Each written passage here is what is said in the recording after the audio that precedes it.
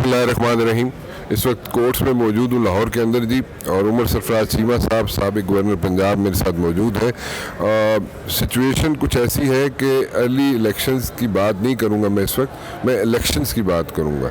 Elections इसलिए ज़रूरी हैं कि सब लीडरान जो हैं, सब पार्टीज़ के लीडरान अगर एक टेबल पर बैठ के किसी कंसेंसस पर पहुँच जाए कि किस तरीके से इलेक्शंस होने चाहिए, तो कल जो लोग होंगे, जो भी हारेगा, जो भी पार्टी हारती है, उसको प्रॉब्लम नहीं होगी, वो गिला शिकवा नहीं कर सकेगी। वो कंसेंसस पे बैठने के लिए, एक टेबल पे बैठने के लिए क्या किया जा सकता है? सीमा साहब, हमें थोड़ा सा कोई आप मशवरा दे दें आवाम को कि किस तरीके से इसको बैठ के मसाइल को हल किया जा सकता है, ताकि कल कोई भी इलेक्शन का रिज़ल्ट निकले तो वो सब के लिए काबिल कबूल हो। शुक्रिया राना साहब। देखें, जो मौजूदा सियासी और मुआशी जो अदम इस्तेहकाम है और जो ख़तरनाक हद तक संगीन होता जा रहा है दिन ब दिन, बल्कि लम्हा ब लम्हा अब तो ये हालात हो गए, उसके पेश नज़र मैं समझता हूँ कि तमाम सियासी जो लीडरशिप है उसकी ज़िम्मेदारी है कि वो मिल बैठ के आने वाले इलेक्शंस का एक तो तारीख़ का भी ऐलान करें, और उस इलेक्शन की शफाफियत के हवाले से कि कितना वो साफ शफाफ हो सकता है, उसके हवाले से भी जो है इक़दाम करने की ज़रूरत है। क्योंकि खाली सिर्फ इलेक्शन कराना जो है काफ़ी नहीं होगा। आपके सामने अभी चंद दिन पहले एक ऑर्गेनाइजेशन ने अपनी जो रिपोर्ट दी कि जो EVM के ज़रिए जो है 165 जो धांधलियाँ होती हैं इलेक्शन में, उसमें से 130 जो है वो मतलब ख़त्म की जा सकती है। तो इस किस्म की टेक्नोलॉजी के ज़रिए, मुख्तलिफ़ इक़दाम के ज़रिए जो है इलेक्शन को साफ शफाफ बनाने के लिए तमाम सियासी जमातों को मिल बैठना पड़ेगा। तो इसके मिल बैठना तो पड़ेगा, लेकिन क्या इमरान खान साहब बैठने के लिए तैयार होंगे बाकी पार्टीज़ के लीडरान के साथ? बिल्कुल। देखें, तहरीक इंसाफ की लीडरशिप तो ऑलरेडी हमारे तर्जुमान भी कह चुके हैं, फवाद चौधरी भी कह चुके हैं कि अगर हुकूमत जो है नए इलेक्शन कराने के लिए तैयार है तो हम बिल्कुल जो है बैठ के बात करने को तैयार हैं।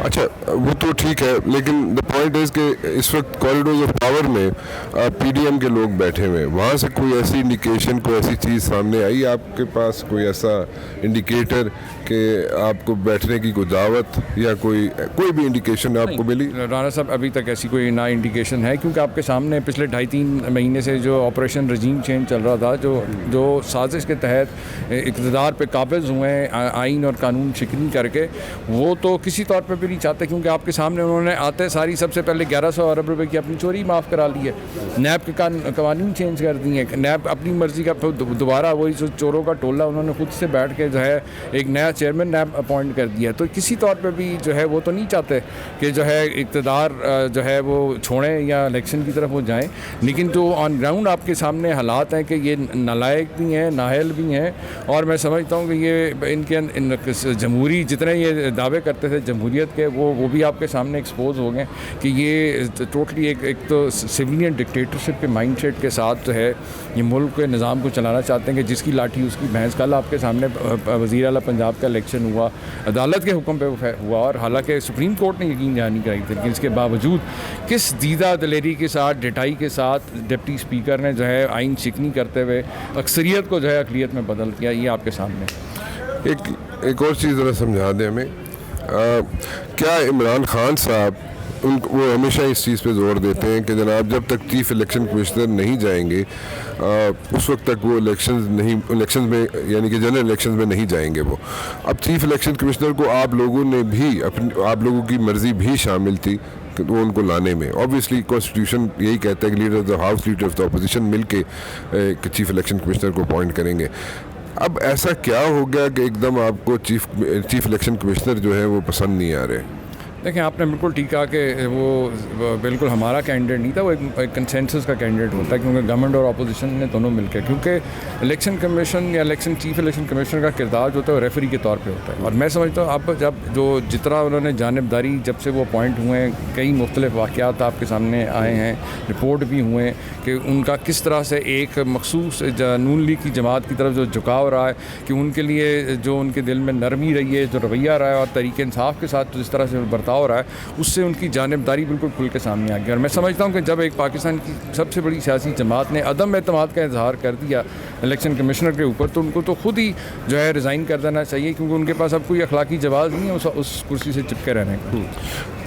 ये जो इस वक्त जो जिस तरीके से असेंबली चल रही है, जहाँ पे ऑपोजिशन, सो कॉल्ड ऑपोजिशन है, वहाँ पे उस ऑपोजिशन को अगर जहन में रखें तो आपके ख्याल में what ever is going on in the lower house, वो उसको बाद में आप लोग एक्सेप्ट करेंगे या नहीं भी करेंगे? तो अगर नहीं करेंगे तो how will you handle these things, जो भी अभी तक वहाँ तक चीज़ें वहाँ पे मंजूर हुई, पास हुई? खान साहब, अभी 17 जुलाई को चंद दिन पहले यहाँ पंजाब में ज़मीनी इंतखाबात हुए, उसके अंदर जो आवाम का मिजाज, जो एक मूड देखा है और जो जिस जज्बे से आवाम अब आ गई है, वो खौफ का बुत तोड़ के जो बाहर निकलें, उससे तो बड़ा वाज़ेह लगता है कि अब किसी तौर पे भी आवाम जो है ये इस किस्म के जो इन्होंने जो कवानीन बनाने की कोशिश की कि अपनी चोरी माफ़, चोरों के लिए रिलीफ और गरीबों के लिए तकलीफ़, तो ये यकीनी तौर पे जब भी पीटीआई की गवर्नमेंट आएगी ये तमाम चीज़ें जो इनको रिवर्स किया जाएगा।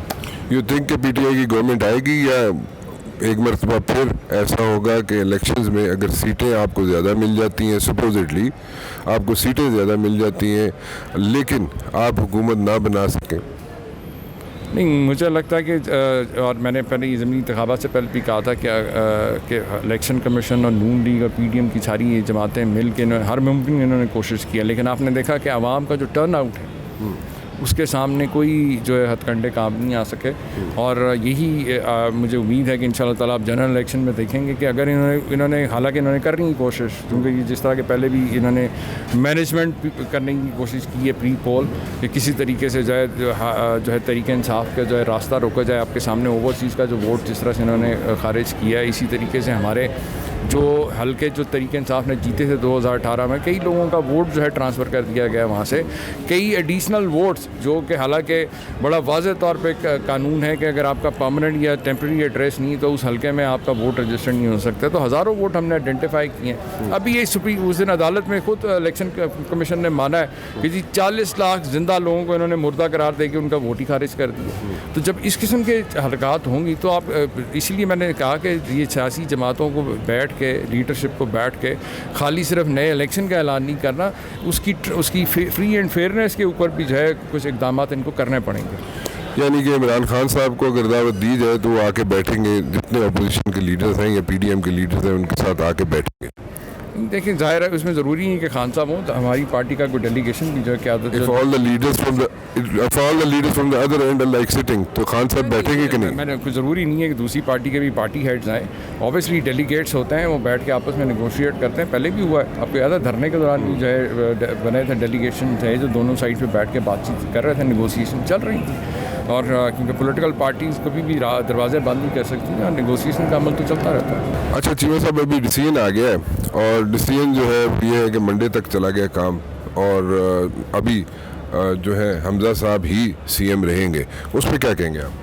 देखिए, सीएम के इलेक्शन के हवाले से आपको याद है 16 अप्रैल को भी एक इलेक्शन हुआ था लाहौर हाई कोर्ट की डायरेक्शन के ऊपर। उस दिन भी जो है गैर आइनी तरीके से, गैर कानूनी तरीके से, धौल धांधली से इन्होंने ताकत के ज़ोर के ऊपर वज़ीर आज़म के बेटे को जो है सीएम कुर्सी पे मुसल्लत कर दिया। और अब दोबारा भी ये कल जो इलेक्शन हुआ है इसके अंदर जो इन्होंने वारदात की है वो भी आपके सामने है कि आइन इस पर बड़ा क्लियर है 63A(1)(b) जो है कि पार्लिमानी जमात जो है उसका फ़ैसला कंसिडर किया जाएगा, और ना कि पार्लिमानी लीडर, ना ही पार्टी के सदर के पास ये इख्तियार है। और आपके सामने PMLQ की जो पार्लिमानी कमेटी है वो 10 के 10 जो मेंबरान हैं उन्होंने जो है वज़ीर आला के लिए जो है परवेज़ लाई साहब को वोट डाला।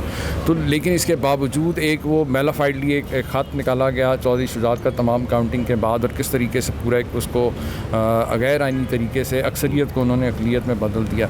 और आज भी आपके सामने ना डिप्टी स्पीकर को आ सका है, ना वैसे बड़ी बातें करते हैं, अदालतों का आप एहतराम हम करते हैं, लेकिन आपके सामने ना यहाँ पे ना ही वो चीफ मिनिस्टर आया और ना ही डिप्टी स्पीकर आया।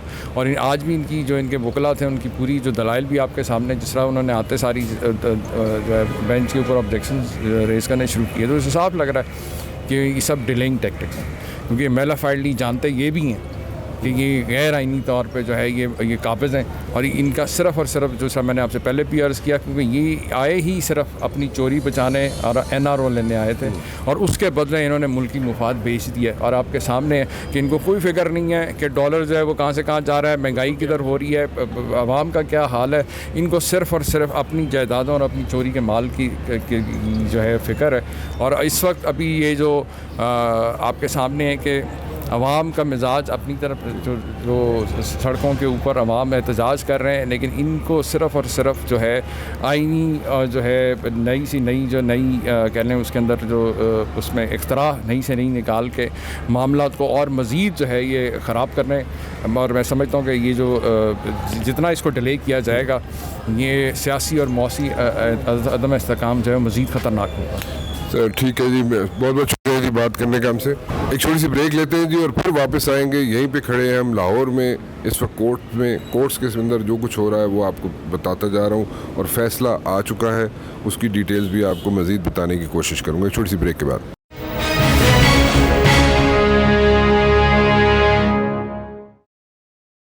जुनेद रज़ाक साहब मेरे साथ मौजूद है जी। ज़रा फ़ैसला जो आया है और बात मंडे तक चली गई है और इस वक्त जिस वक्त हम बात कर रहे हैं उस वक्त हमज़ा शहबाज शरीफ साहब ही चीफ़ मिनिस्टर हैं। डिटेल्स क्या हैं उसको एक्सप्लेन करेंगे जुनेद रज़ाक साहब। जी प्लीज़। बिस्मिल्लाहिर्रहमानिर्रहीम। आज कोर्ट में शुरू से ही जजेस इस पॉइंट जो एक पॉइंट का ये केस है उस पर जजेस तमाम एक ही माइंड पे थे कि ये जो रूलिंग थी डिप्टी स्पीकर की वो अनकॉन्स्टिट्यूशनल थी और वो उनकी जो अपनी 17 मई का जो फुल बेंच का फैसला था, लार्जर बेंच का, उसमें उन्होंने ऐसा कोई पैराग्राफ नहीं लिखा था कि जो ये एलेबोरेट करता हो कि पार्टी हेड जो है वो डायरेक्शन देगा अपने पार्टी मेंबर्स को, असेंबली के मेंबरान को, कि वो किसको वोट डालेंगे, बल्कि जो आर्टिकल 63A(1)(b वो क्रिस्टल क्लियरली ये कहता है कि पार्लिमानी जो पार्टी है वो उसका डिसीजन जो होगा वो वैलिड होगा और किसी भी मेंबर को उसको फॉलो करना है। तो ये उन्होंने मौका दिया कि डिप्टी स्पीकर कोर्ट में आएँ, वो आकर ये बताएं कि उन्होंने हमारी 17/5/2022 की जजमेंट में से कौन से पैराग्राफ पर रिलाय करते हुए अपनी ये रूलिंग दी है। जब डिप्टी स्पीकर अनफॉर्चुनेटली नहीं आए, क्यों नहीं आए, ही नोज वेल। सीएम साहब नहीं आए, उनके जो लॉयर्स रिप्रेजेंट जो वहाँ पे अपीयर हुए वो भी कोर्ट को तसल्ली बख्श जवाब नहीं दे सके।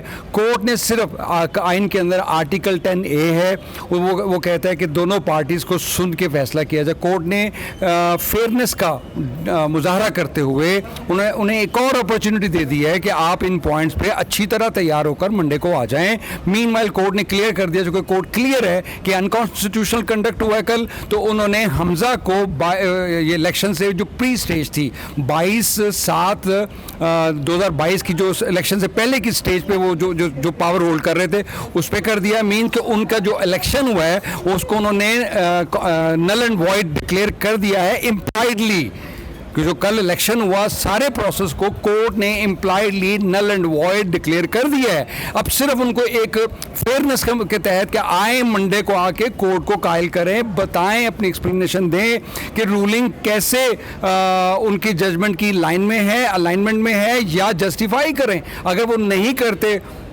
the decision of the court is well written on the wall, we are feeling it in the air। हम सब मुतमिन हैं, कोर्ट ने बहुत अच्छी प्रोसीडिंग चलाई हैं। we all salute to the supreme court judges। please। अब मंडे को क्या होगा? What will happen on Monday? Monday को सिर्फ कोर्ट को उन्होंने आगे ये बताना है कि जी ये जो रूलिंग है डिप्टी स्पीकर की किस तरह, कौन से आईनी प्रिंसिपल के तहत, आइन की किस प्रोविजन के तहत, किस लॉ के तहत वो जस्टिफाइएबल है।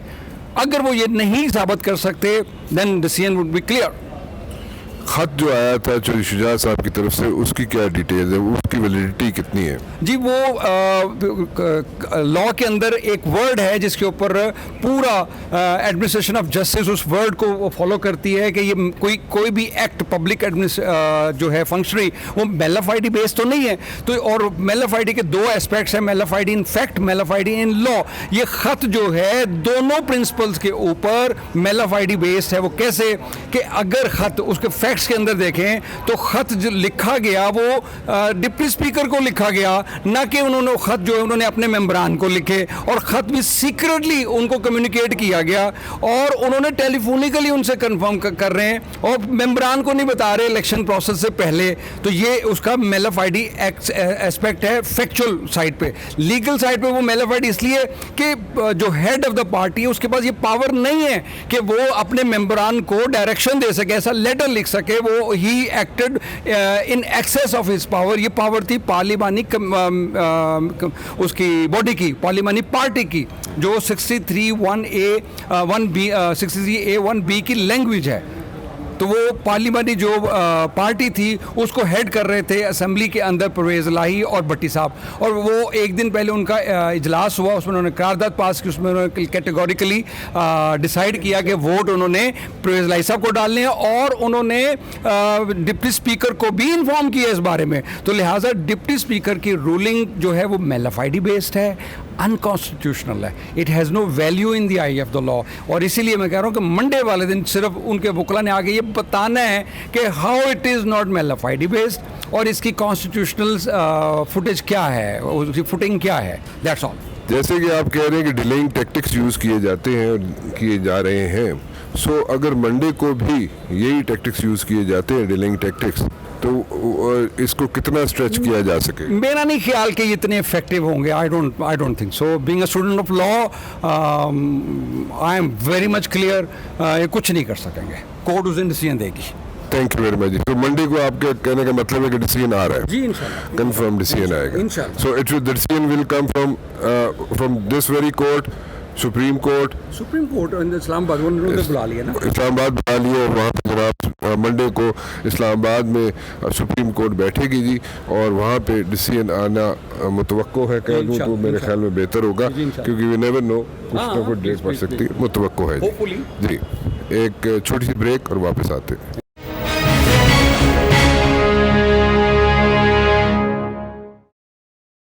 वेलकम बैक जी। और एक पॉइंट जो है, जो रह गया है, उस पर हम एक मुख्तसर सा एक कमेंट ले लें।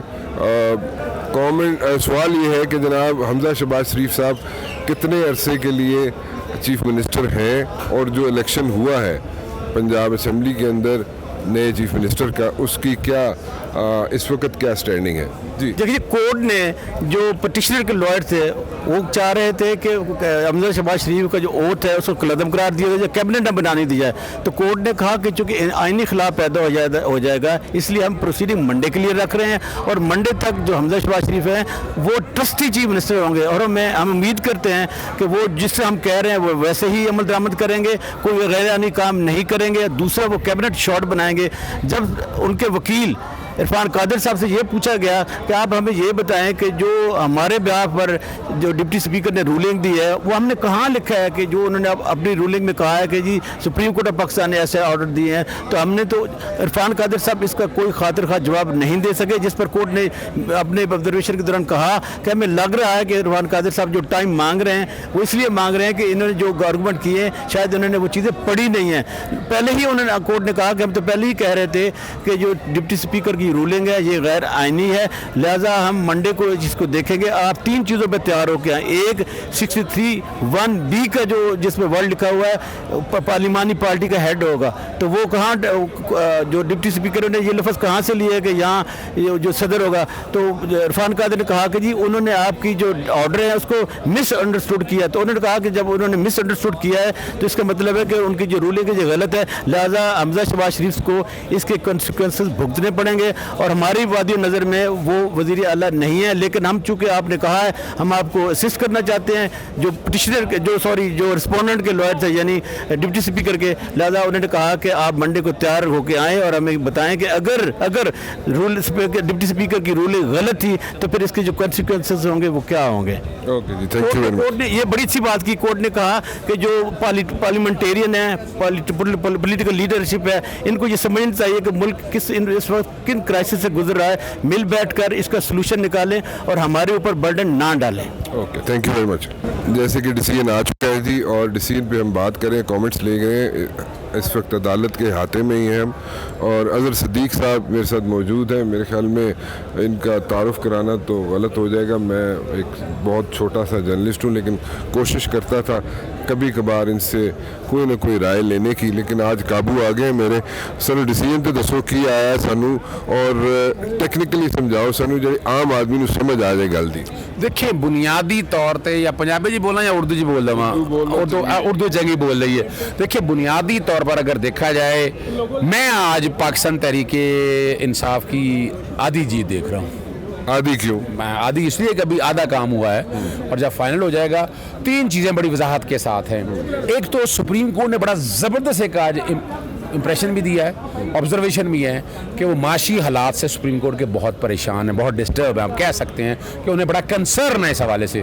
वो चाहती है कि मुल्क में इकनॉमिक स्टेबिलिटी आए और साथ साथ जो है इसके लिए कोई फाइनेंशियल हालात हैं, मुल्क की मामलात हैं, और वो कहते हैं कि अगर पॉलिटिकल स्टेबिलिटी आएगी तो फाइनेंशियल स्टेबिलिटी। दूसरी बात जो बड़ी वाज़ेह तौर पर है, अदालत ने एक बात कह दी है कि इस मुल्क में आईन पाकिस्तान है, इसमें डिक्टेटरशिप का कॉन्सेप्ट खत्म होना है। पार्टी लीडर जो है वो डिक्टेटर है, वो डिक्टेटर के बजाय पार्लियामानी पार्टी को मजबूत करना है जो इन सारे मामलात को लेकर इन्फोर्स करे।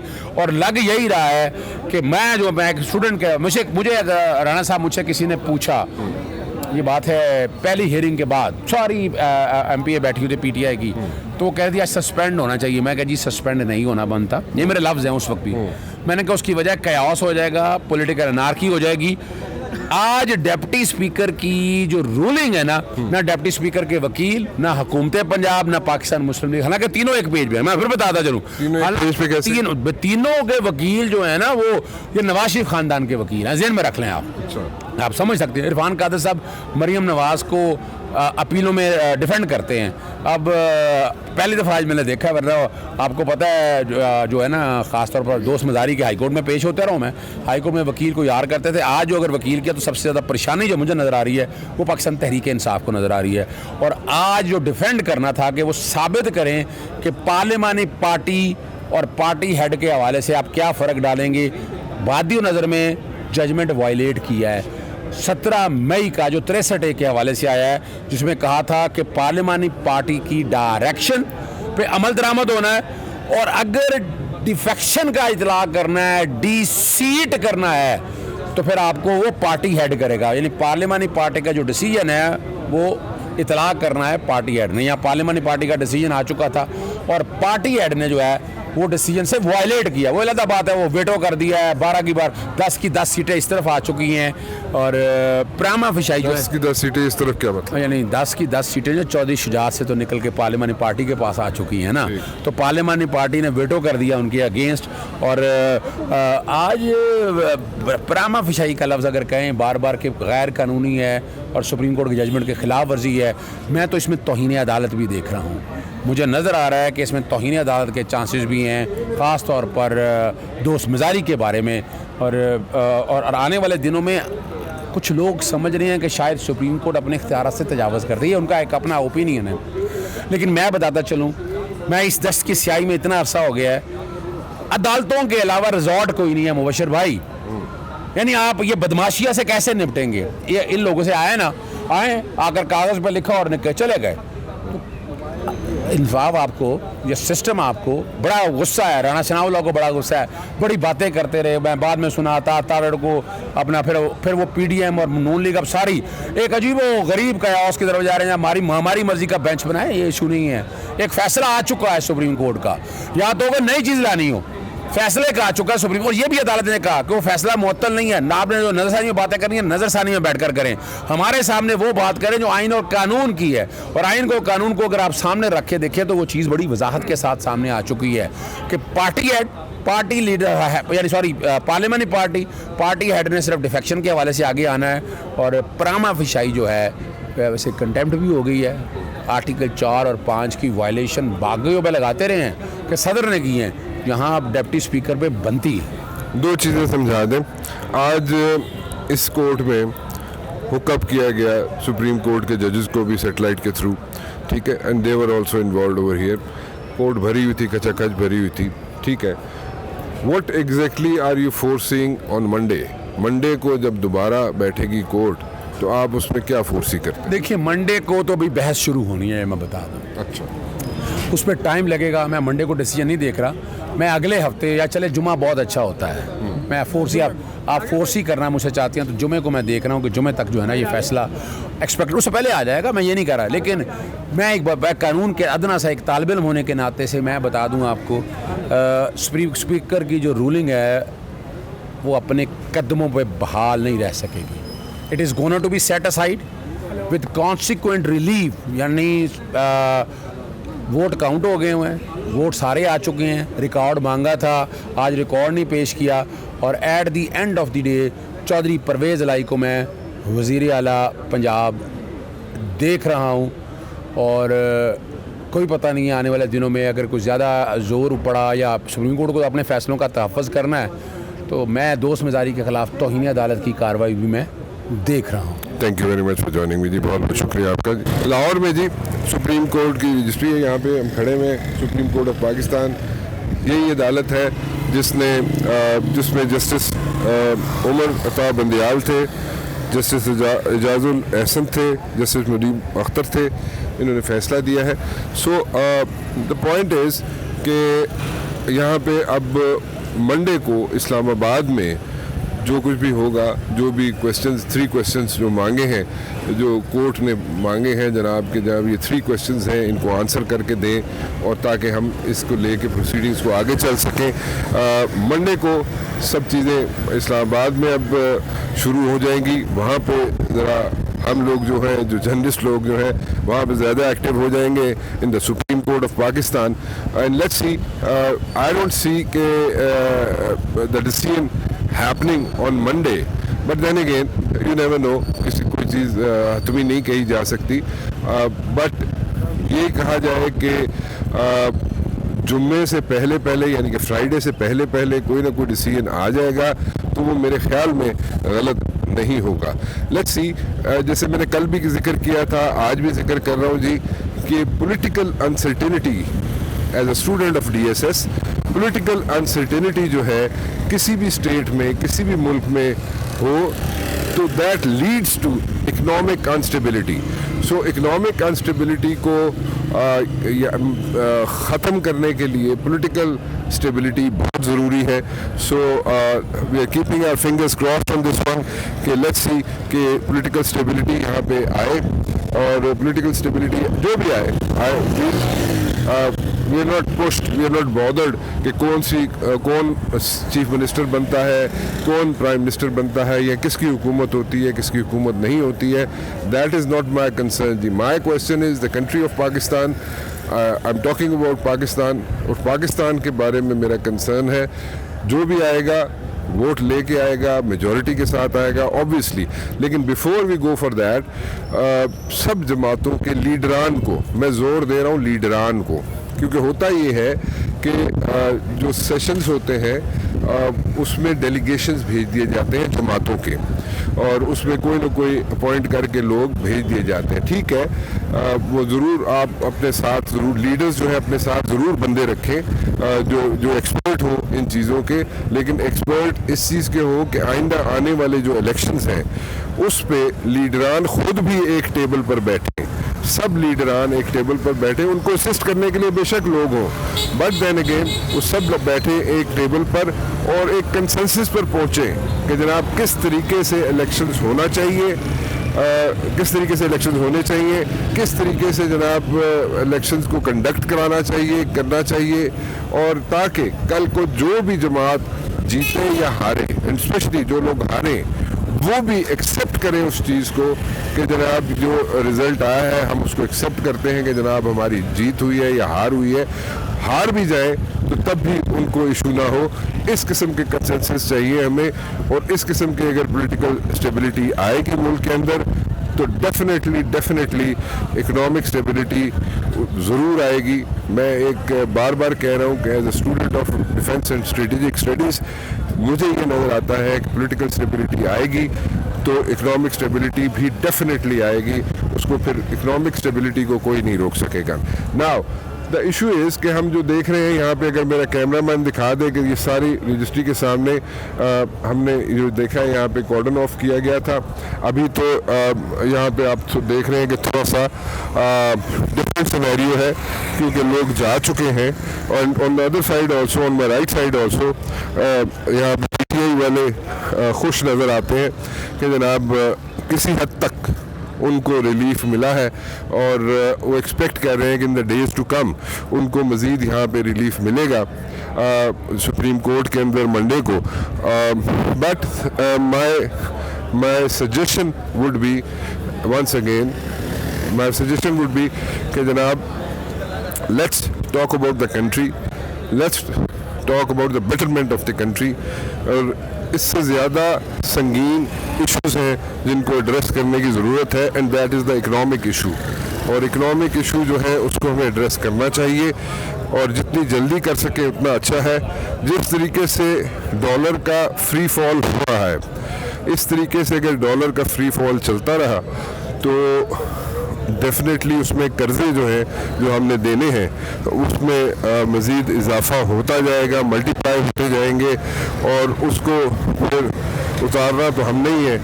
कैसे उतारेंगे, किस तरीके से उतारेंगे, उसकी स्ट्रेटजी क्या होगी, how will things work out. इसके लिए all the brains, the real brains should like join their heads together और यहाँ पे इकट्ठे बैठे और उसका कोई प्रैक्टिकल, मैं जोर दे रहा हूँ, प्रैक्टिकल हल निकालें. प्रैक्टिकल हल अगर निकलेगा तो उसमें चीज़ें बेहतर होना शुरू हो जाएंगी. कौन, मैं दोबारा रिपीट कर रहा हूँ, कौन चीफ मिनिस्टर बनता है, कौन प्राइम मिनिस्टर बनता है, किस पार्टी की हुकूमत आती है, वो बात की बात है. और डेफिनेटली वही होएगा जैसे मैं कह रहा हूँ कि अगर एक टेबल पे सब जमातों के लीडरान बैठ जाएं और कंसेंसस की तरफ चले जाएं कि जनाब कंसेंसस ये होगा, इस तरीके से इलेक्शंस होंगे, इस तरीके से कंडक्ट किए जाएंगे, तो जो भी जमात हारेगी उसको कोई इशू नहीं होगा, वो जनाब उसको अपनी हार को भी तस्लीम करेगा, तो वो things will start moving ahead जी. And it's high time that we start moving ahead, और पुराने गिले शिकवे भी दूर करें तो बेहतर है, और थोड़ा सा आगे चलें तो वो भी बेहतर है. फ़िलहाल लाहौर से राना मुबश्शिर को इजाज़त दीजिए. अल्लाह हाफ़िज़.